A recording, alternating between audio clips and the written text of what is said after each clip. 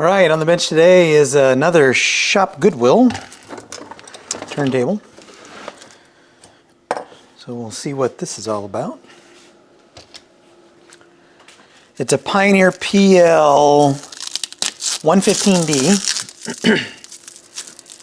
It was packaged. All right.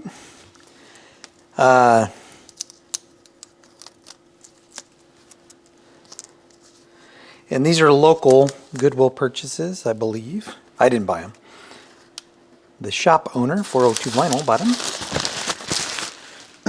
So I think these pop up on the side and he purchases them and then he goes and picks them up. So I don't believe this one was shipped. So what we have going on with this one, before we even fire it up, we have Pioneer PL 115D. It does have a head shell, it does have a cartridge, it looks like it has a Shure SC35C. I have no idea about that cartridge, I don't know what it is. Looking at the thickness of the stylus though, I would imagine this is an entry-level cart. So I'm going to set this to the side for now, along with the dust cover. Slide this up here a little bit. I'm still working through camera mount and camera angles and stuff like that. So, in fact, excuse one quick adjustment of the camera because I just can't get it right. All right, that's all I'm going to mess with that today. So what do you say we fire this up and see what it does? We have movement. I hear rubbing.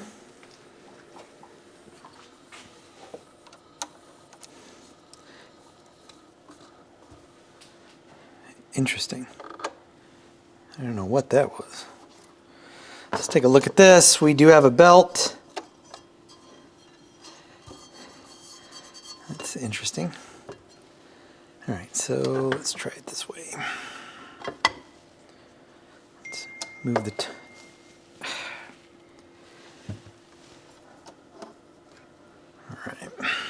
I think this is just auto return if I remember correctly. So let's see if the towing arm elevator works. It does. Move it over. It's spinning, but that belt is rubbing. So I am guessing that belt is not the correct size.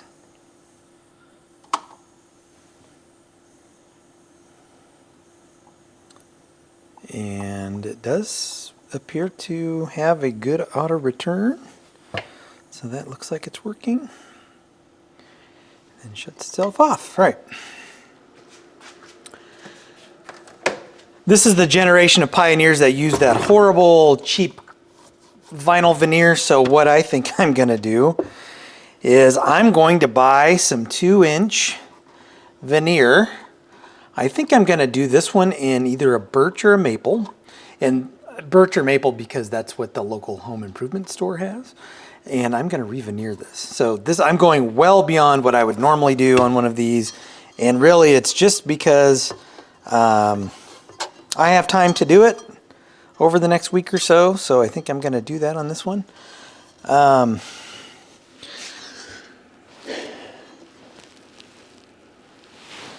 Actually, what I think is going on is as I look at the guide and I look at the spindle, I don't think the belt is the wrong size. I think the spindle shaft has dropped a little bit. So as I look, so here you have the guide, and that's what will guide the belt through 45 and 33. It looks like this spindle is sitting slightly below the top of the guide. That may be the correct placement, but what I think I'm going to try, at least initially, is I'm going to just, it looks like if I move the spindle up just a millimeter or two,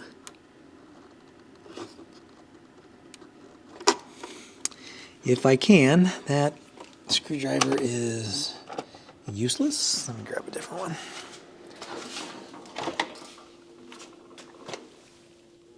Screwdriver is too thick. So let me get a thinner one. should be a little bit easier to use. But I think if I can break that free, there we go, and just slide it up just a hair to about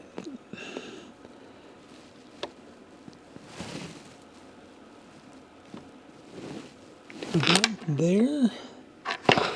Sorry, I'm trying to do this and my mic is in the way, and I'm sure you're hearing a bunch of sound. Sorry.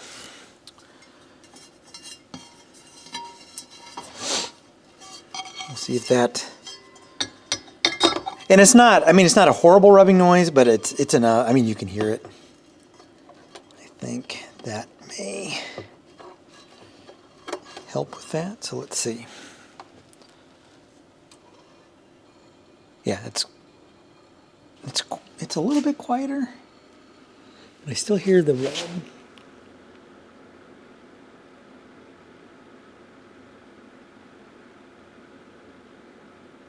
Actually, you know, I think I moved it the wrong way. As I look at this, yeah, now it won't move it up to 33. I think I should have moved it down instead of up. Possibly. I don't know. I have no idea where this belt came from. So let me put this back to roughly where it was, or maybe a little bit lower. And we'll see if we can get rid of that noise. Dang it. Sorry, my mic is hanging off of my hoodie. And right, so I dropped it down just a little bit lower than it was. I may just have to buy a belt for that. I don't think I have one. I usually have a belt that would fit a 115, 117, but I haven't worked on one of these in quite a while, so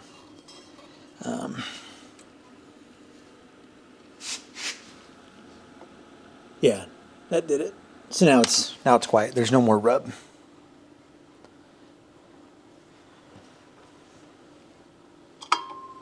So there's the auto return.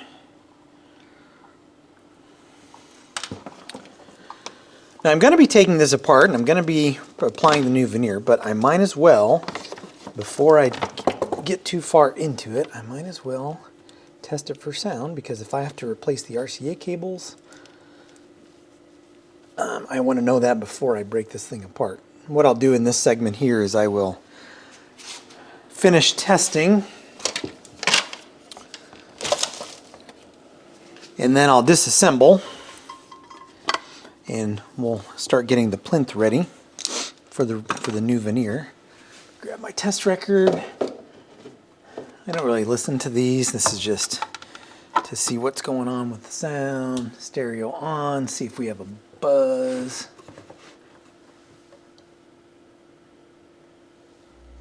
Yeah, we got a hum, pretty good hum on the left channel. But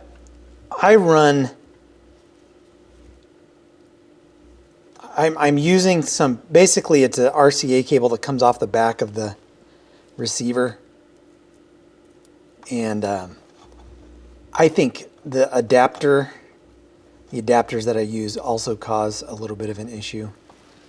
So let me just at least see. And then who knows if the stylus is any good. I have no idea. Let's see if we get sound. Okay, so I'm getting... That's definitely slow. I don't know if that, I don't think that belt's the correct belt, but I haven't done any other service to it. I'm going to swap right and left, because right now I have audio out of right and no audio out of left. So I'm swapping the leads to see if this is a turntable issue, RCA cable issue. And now, yeah. So we have I think we have a bad RCA cable, left channel. Yeah. So this is going to get new RCA cables as well. Awesome. And then we're going to look at speed and all that stuff. I do want to check the run out. See how close that is. And you should pick up right about there, and that's good. And then you should kick it back, and that's good. And all that is good. Let it shut off. Shut off. There we go. All right.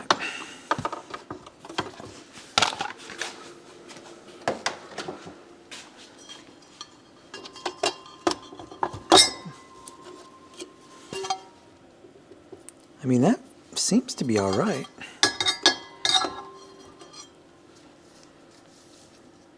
So I don't think that there's a, it's not a matter of a bunch of grease in here.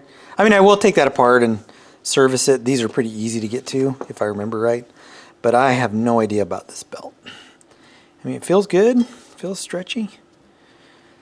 But we'll see what we can do. Yeah, this thing, jeez, took my finger off. That seems to be okay.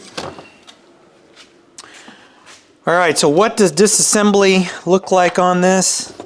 I'm gonna prop this up on its side, get my other Lazy Susan turntable contraption for working on turntables up here, and remove the bottom. Now, it should just be, what, 7/8 screws, something like that. And then there is an additional screw here, and that just holds a grounding wire, but that grounding wire will slide off of that peg. Sometimes it's stuck on there pretty good, so it almost makes more sense just to remove the screw and then put it back in. I've done it both ways. Once I flip this up, I'll show you what that looks like, what I am referring to. Just trying to. Oh, there it is. I want to take this cartridge inside. Look at that. So this should pop up like so, and then there's the wire. I don't know if you can see that. You can't really see it. Let me move this a little bit this way. That blue wire at the very top. This should slide off of that. Sometimes it is so stuck on here though, like this one, that it is just as easy to remove that screw. There's a little tiny nut on the other side. And what I normally do is just put this right back in there so I don't lose it. I have forgotten in the past to reattach this, so sometimes there's hum as a result. But we'll remove this one.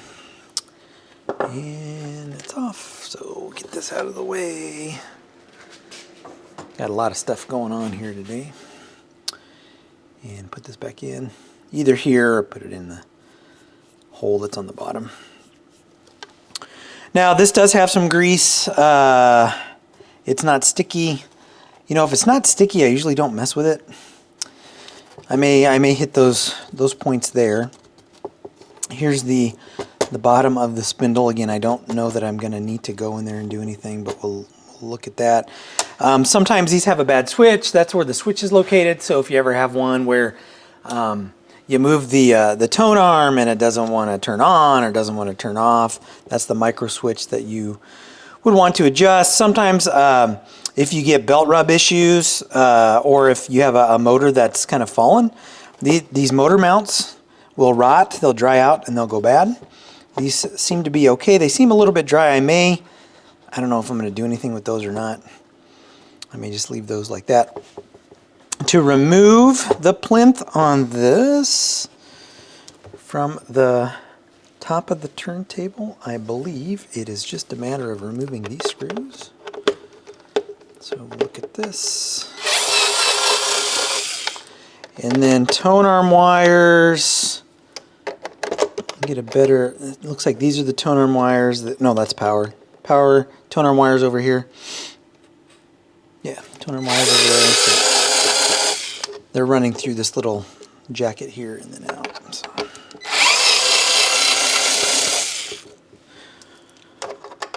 We'll remove this. We'll look at the plinth. I'll pop that Pioneer emblem off the front.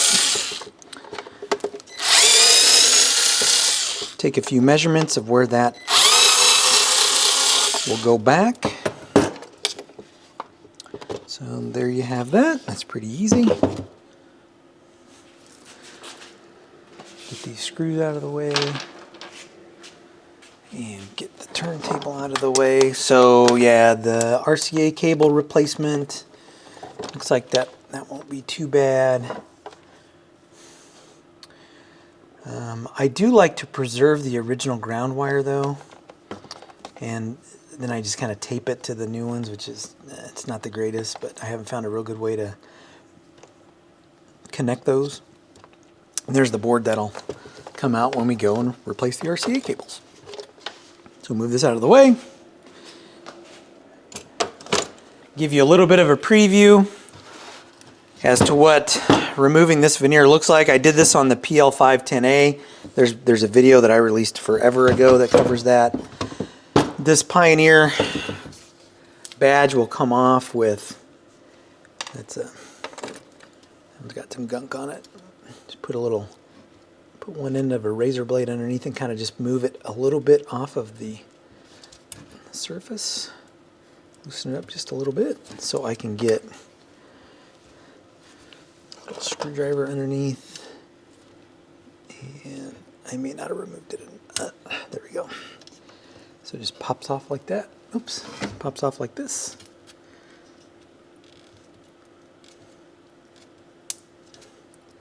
And you don't want to bend it or go crazy with it, so I just gently work it.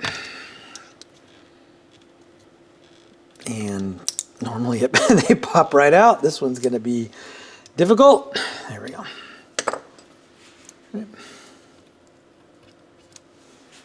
Throw that over with my parts. And this cheap vinyl veneer, I mean, it's just horrible. I mean, it just crumbles. It falls right off of this.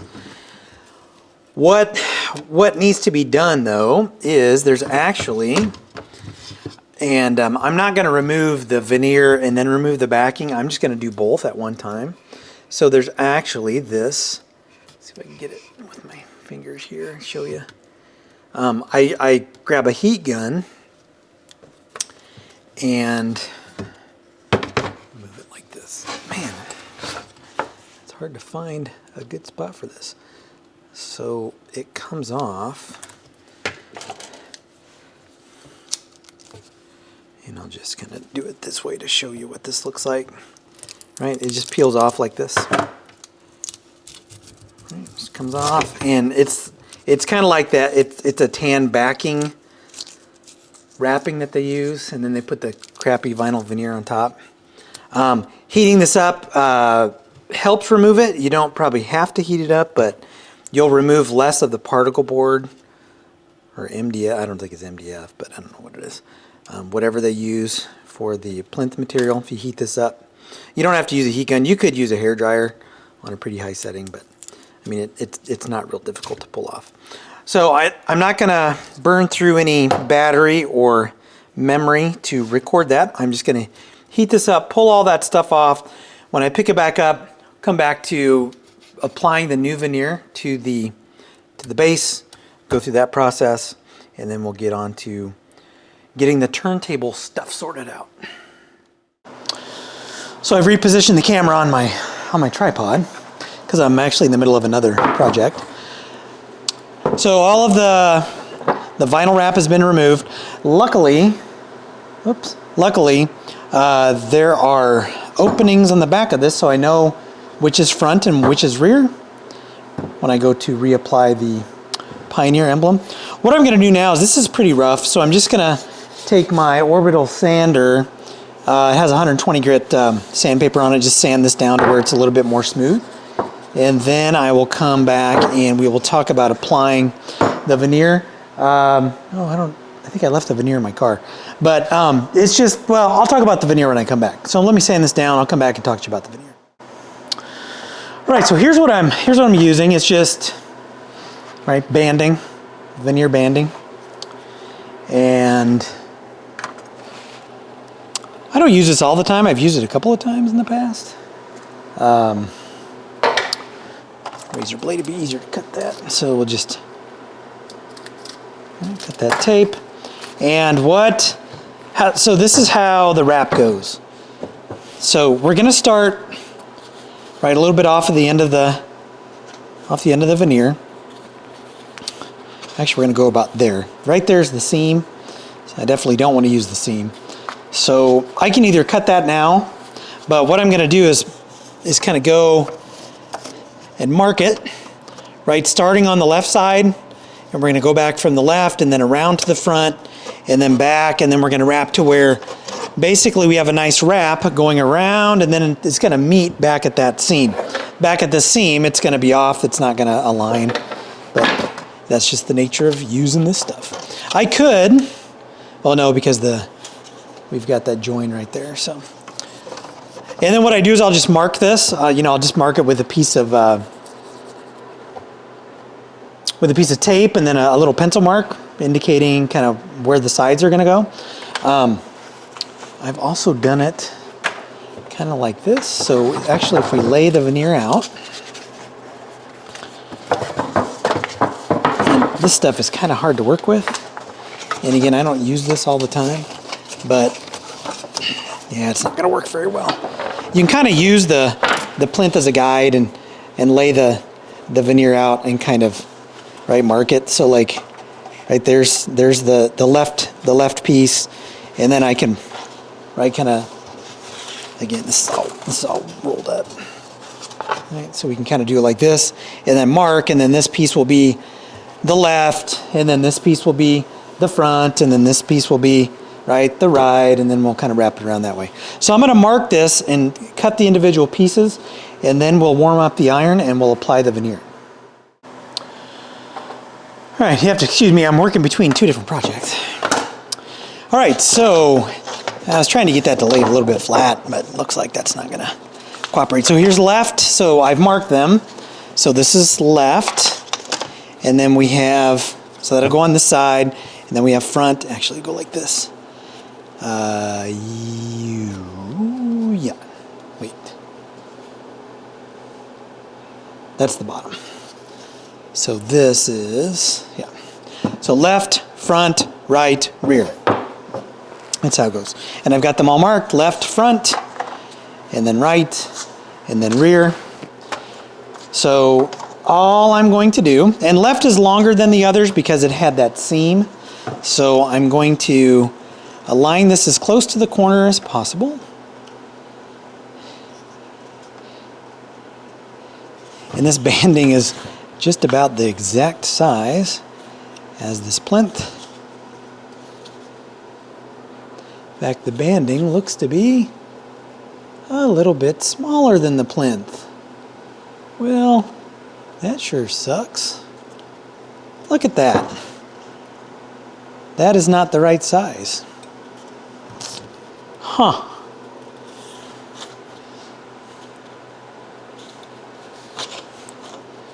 Well, shoot. What do I do? What do I do? I'm wondering if that top lays over this, then I think that'll still work.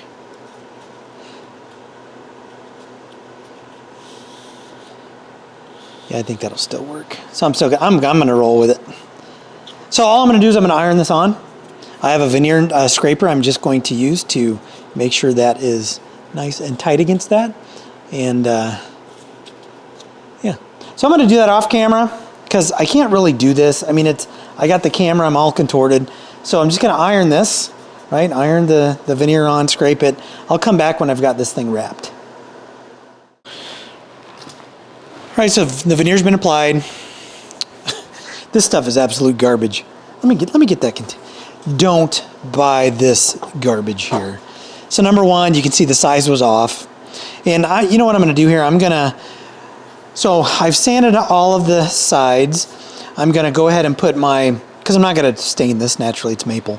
So I'm going to just keep it raw, but I'm going to put a hand wipe poly once I get it all the way prepped.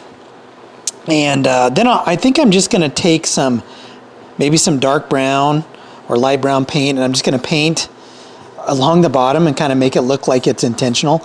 There was a seam right there. There were like 3 seams in this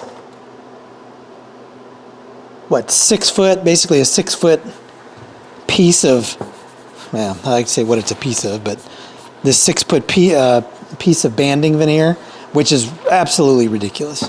I'm not a woodworking guy, but you can't tell me that there's a seam every 2 feet. What's the purpose in having a 6 foot piece? I mean, I can see one, right, but not three seams. So anyway, I think I can hide it. I mean, I think I can make it look a little bit more intentional. So what I'm going to do now is I'm going to put the hand wipe poly on. This is going to get a whole bunch of coats. So I'm going to finish prepping this, put the hand wipe poly on it, and then you know, I will figure out what I'm going to do on this little bottom section here, and then we'll kind of go from there. But I'm really bummed. Yeah, it's going to look better than it did, right, with the peeling veneer. I think it'll be okay, but that's very aggravating, just very aggravating.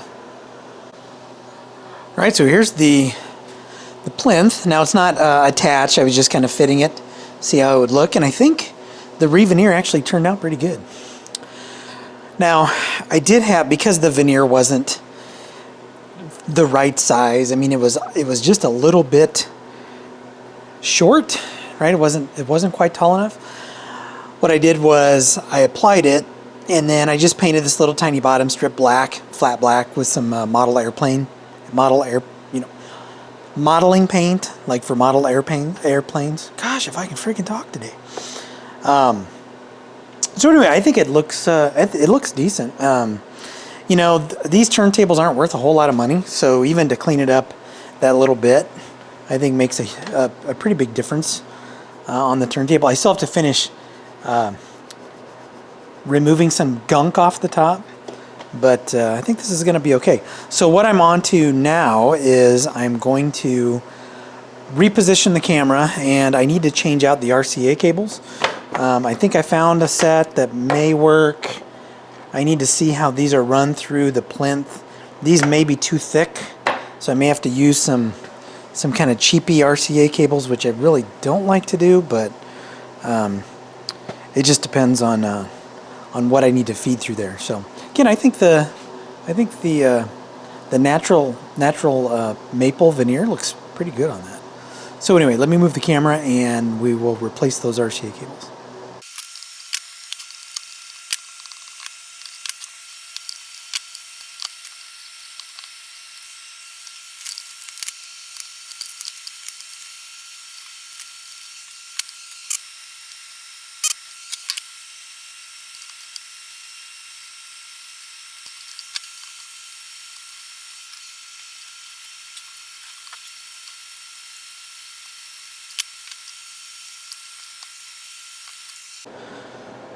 Not sure if you could really tell what I had to do there, but I had to remove that plastic kind of outer protective, I don't know, sheath around the cables, so I could pull those out of there.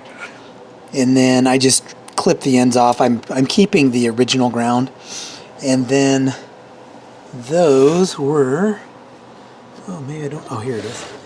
I think these are going to be too thick, but basically they're just held in, partially held in position with this little rubber thing here. I'm fitting this right now. I'm not.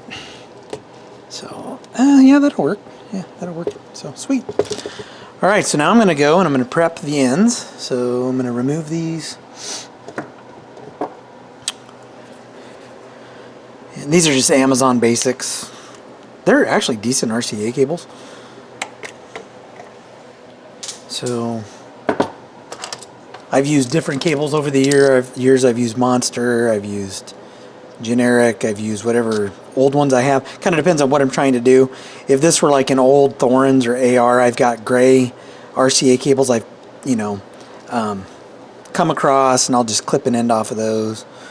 But these Amazon RCA cables are actually pretty nice. They're flexible. Oh my gosh. Alright, so I'm going to pull the ends off, if I can get that off of there. Oh my gosh. There we go. Whew. Doesn't want to come apart. So anyway, I'm not going to fight with this and take up too much juice, but hopefully you understand what I am going to do. That is insane. I'll tell you what, these are high quality cables. Jeez, there. So if you're not familiar with what I'm trying to do here is, right, so that's the ground. Then I'm going to take just a little tiny bit, right, off of this piece here. I'm going to tin the ends, and then I'm going to attach it to that board. And luckily these are color coded, so we have white and red. So I'm going to speed through that, tin these, attach those to that board, and then we will button this thing up, give it a good test.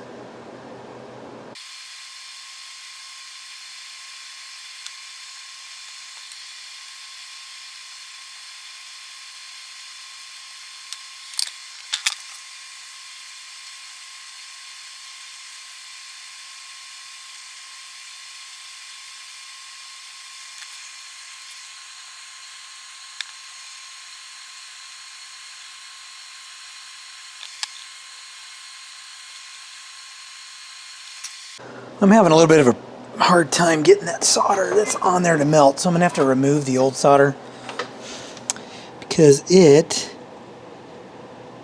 does not want to soften up so I can solder the new cables on there. So I'm going to work on this off camera. I don't know if there's, I think there's an opening here maybe. So, but my head's going to be in the way. And it's not going to be good footage, so I'm going to clean this up, get it ready.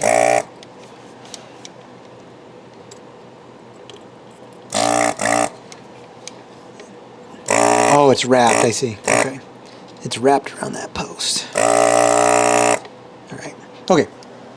So anyway, I'm going to do this off camera. I'll come back when I've got this all finished, but hopefully you understand what it is I am trying to accomplish. Alright, so I have replaced the cables. Whoops.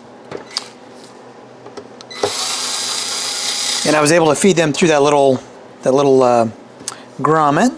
I reattached the ground right there. But now what I have to do is secure the plinth to the top of the turntable.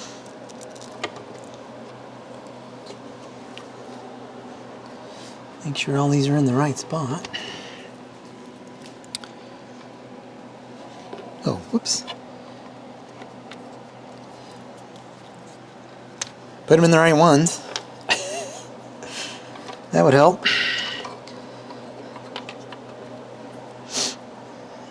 Looks like I might be missing... Oh no, there it is. Alright. So what I'm going to do is finish putting this together, and then I'm going to mount the cartridge. We're going to give it a sound check. I'm going to polish the dust cover and call this one good.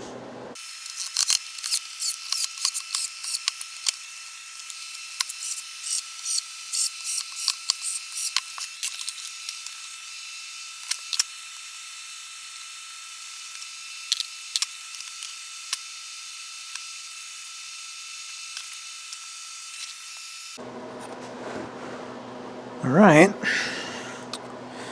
So, got my hands full over here. Let me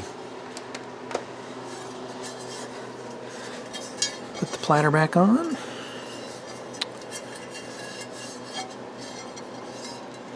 And I tried getting this golden stuff off of here. It will not come off. I don't know if it's nicotine or what the heck that is, but I mean, you can't see it once the slip mat is on, but I just don't know what that stuff is.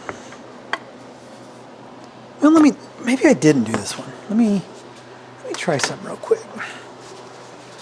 Get some of my good stuff here. That might be nicotine. I've worked on a couple of different turntables, and I may not have. Yeah, I did try this one, and it doesn't come off. So I'm not sure what that. I don't know if it's maybe some oil from the slip mat. I'm not real sure what that is from, but it is not, I mean, it comes off, but it's, as you can see, not a lot of it's coming off. So I think it might just be what it is. Alright, so there's the Pioneer slip mat. Here's the inner ring. I actually may put a cork mat on this, just because I've got the natural, the maple on it.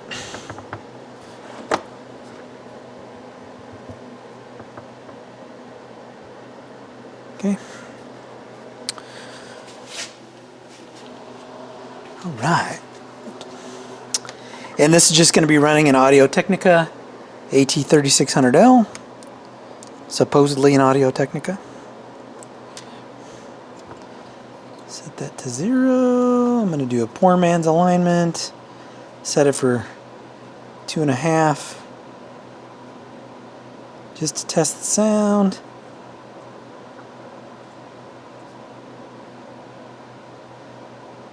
Okay, so that's good. 2.5. Alright, let's see if we have any hum. Ooh. Oh, I got some hum, but I don't have my ground wire attached. So let's try that now. No sound. I'm going to go up. I'm going to come over. I'm going to plug it in. That would help. Drop it down.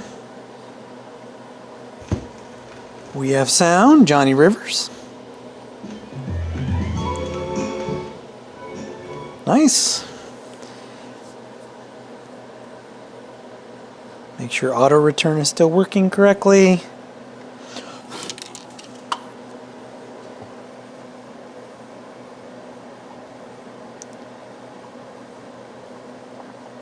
I want to check that out again. That I can't tell. Out of the corner of my eye, it looked like it kind of slid across the runout grooves. Let's see.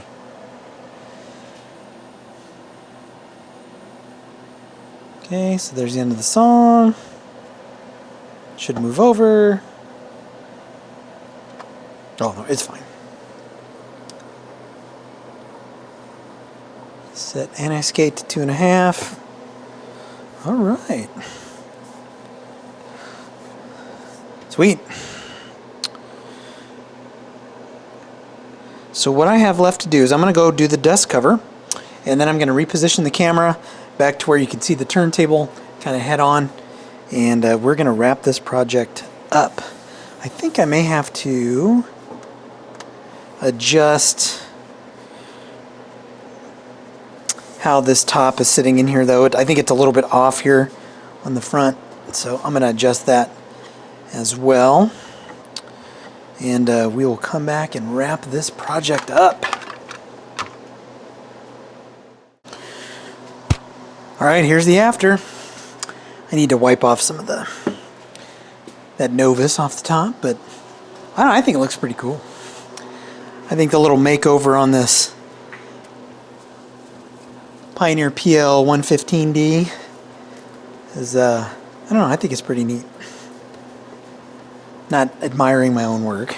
I just think I like this color combination on turntables. I like the maple, and I like the cork mat, and I don't know, I think it's a pretty cool, I don't know, changing the look from what it was to this, I think was not a bad thing. I think it's a pretty neat looking turntable now. So anyway, this was a fun one to do. I may try to pick up some more of these, because that wasn't actually too bad. Well, dogs are in there barking. We're going to go see what's going on. So anyway, I'm going to wrap this video up. As always, if you like what you see, like, hit subscribe. Catch you in the next video.